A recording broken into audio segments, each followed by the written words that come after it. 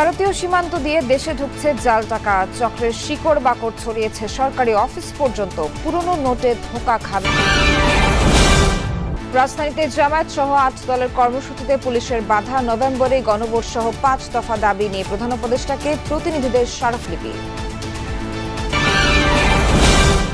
স্বতন্ত্র নির্বাচনের প্রস্তুতি নিচ্ছেন মনোনয়ন বঞ্চিত বিএনপি নেতাদের কেউ কেউ। দলের সিদ্ধান্ত পরিবর্তনের আশায়ও আছেন অনেকে। চট্টগ্রামে বিএনপি প্রার্থী গুলিবিদ্ধ, একজন নিহতের ঘটনায় এলাকা থমথমে। এখনো ধরা পড়েনি কেউ। রাউজানে দুর্বৃত্তের গুলিতে শ্রমিক দল নেতা। এতক্ষণ দেখছিলেন সংবাদ শিরোনাম, এখন দেখবেন বিস্তারিত। সীমান্ত দিয়ে দেশে ঢুকছে জাল টাকা।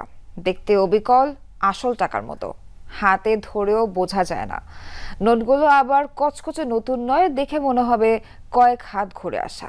এ চক্রের ফাঁদে পড়ে এরই মধ্যে নিঃস্ব হয়েছেন শেরপুরের হতদরিদ্র শাহিনা বেগম সহ অনেকেই। গেল ৫ মাসে এসব জাল নোট দেশে ঢুকেছে মাদক আর প্রসাধনী চোরাচালানের রুট দিয়ে। তাই বাংলাদেশ ব্যাংকের নির্দেশনা, সীমান্ত এলাকায় যেন বড় নোটের নগদ লেনদেন না করা হয়। শেরপুর জেলার ঝিনাইগাতি ও নালিতাবাড়ি সীমান্ত দিয়ে ঢুকছে চোরাচালান, সঙ্গে বাংলাদেশি টাকার জাল নোট। হাতে আসা তথ্য উপাত্ত খতিয়ে দেখা দরকার সরেজমিন, কতটা সত্য আর কতটা বাহুল্য।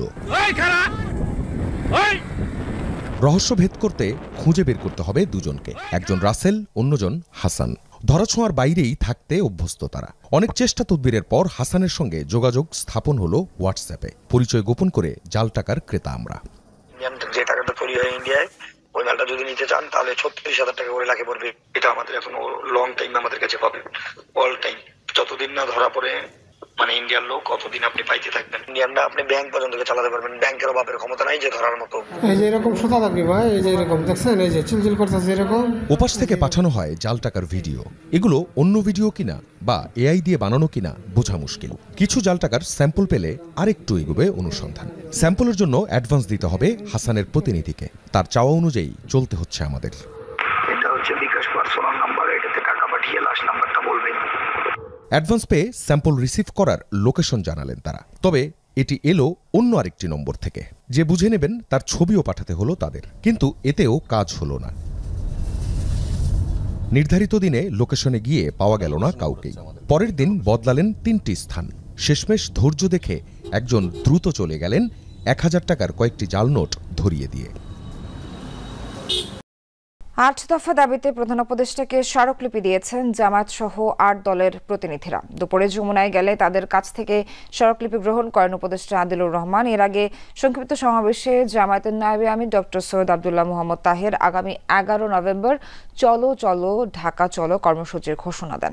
সকালে শাপলা চত্বরে জড়ো হন জামায়াত ইসলামী আন্দোলন, খেলাফত মজলিস, বাংলাদেশ খেলাফত মজলিস, বাংলাদেশ নিজামে ইসলাম পার্টি, জাতীয় গণতান্ত্রিক পার্টি, জাকপা ও বাংলাদেশ ডেভেলপমেন্ট পার্টির নেতাকর্মীরা। সেখান থেকে পদযাত্রা নিয়ে পল্টনে গিয়ে সংক্ষিপ্ত সমাবেশ করেন তারা। এরপর নেতাকর্মীদের মিছিল রাজধানী মৎস্য ভবনের সামনে পৌঁছালে বাধা দেয় পুলিশ। সেখান থেকে ৮টি দলের প্রতিনিধিরা যান যমুনায়। জামাত সহ দলগুলো নভেম্বরে গণভোট ও অবিলম্বে জুলাই সনদ বাস্তবায়নের আদেশ, পিআর পদ্ধতি চালু সহ ৫ দফা দাবি জানিয়েছে। ১১ তারিখে এই রাজনৈতিক এই ৮টি শীর্ষ দলের উদ্যোগে রাজধানী ঢাকায় একটি মহা সমাবেশের। মনোনয়ন বঞ্চিত বিএনপি নেতাদের কেউ কেউ স্বতন্ত্র নির্বাচনের প্রস্তুতি নিচ্ছেন, কেউ বা দলীয় সিদ্ধান্ত পরিবর্তনের আশায় আন্দোলনে নামিয়েছেন নেতাকর্মীদের। তবে বেশিরভাগ মনোনয়ন প্রত্যাশী দলীয় সিদ্ধান্ত মেনে নিশ্চুপ, এড়িয়ে চলছেন রাজনৈতিক কর্মকাণ্ড।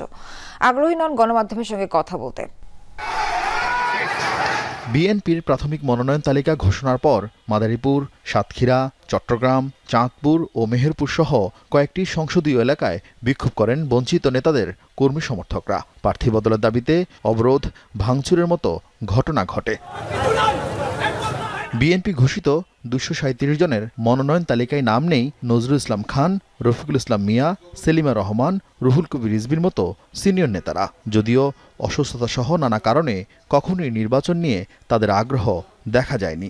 তবে নির্বাচনের প্রস্তুতি থাকলেও তালিকায় নেই ভাইস চেয়ারম্যান আসাদুজ্জামান রিপন, শামসুজ্জামান দুদু, উপদেষ্টা আব্দুস সালাম, আসলাম চৌধুরী, আমিনুর রশিদ ইয়াসিন, মোয়াজ্জেম হোসেন আলাল, যুগ্ম মহাসচিব হাবিবুন নবী খান সোহেল, আলোচিত নেত্রী রুমিন ফারহানা। জনগণের ফালস কোন দিকে আছে সেটাই মূল্যায়ন করবে। বাদ পড়া নেতাদের একজন চেয়ারপারসন উপদেষ্টা চট্টগ্রামের আসলাম চৌধুরী, যার জন্য ঢাকা চট্টগ্রাম মহাসড়ক অবরোধ করেন সমর্থকরা। নির্বাচনে আমি অবশ্যই অংশগ্রহণ করব, যদি ত্রয়োদশ নির্বাচনে, জাতীয় সংসদ নির্বাচনে। সীতাকুণ্ডের জনগণ যেহেতু আমার সাথে আছে, তো সেজন্য আমি বিশ্বাস করি যে জনগণের প্রতি সবার সম্মান থাকবে এবং সেই হিসাবে মনোনয়নও কোনো বিষয় বলে আমি মনে করি না।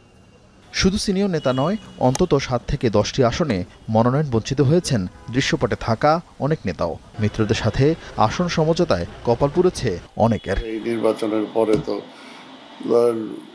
মেয়র নির্বাচন আছে, উপজেলা নির্বাচন আছে, বিভিন্ন কিছু আছে, এগুলোর মধ্যেও তো অনেককে নিয়ে আসা সম্ভব হবে। নিশ্চয়ই ভারপ্রাপ্ত চেয়ারম্যানের চিন্তায় আমি আছি, দেখা যাক, উনি অবশ্যই কিছু না কিছু একটা করবেন। এছাড়া এক পরিবারের এক আসন নীতির কারণে বাদ পড়েছেন আফরোজা আব্বাস, হাসিনা আহমেদ, সৈয়দা আসিফা। চট্টগ্রামের বায়েজিদ বোস্তামি এলাকায় গণসংযোগের সময় গুলিবিদ্ধ বিএনপি মনোনীত প্রার্থী এরশাদ উল্লাহর পরিস্থিতি স্থিতিশীল হয়েছে। গুলিতে একজন নিহত ও আরও একজন আহত হওয়ার ঘটনায় এখনও কাউকে আটক করা যায়নি। হামলার ঘটনায় দ্রুত তদন্তের নির্দেশ দিয়েছেন প্রধান উপদেষ্টা। নিন্দা ও দ্রুত বিচার দাবি করেছেন বিএনপি মহাসচিব মির্জা ফখরুল ইসলাম আলমগীরও।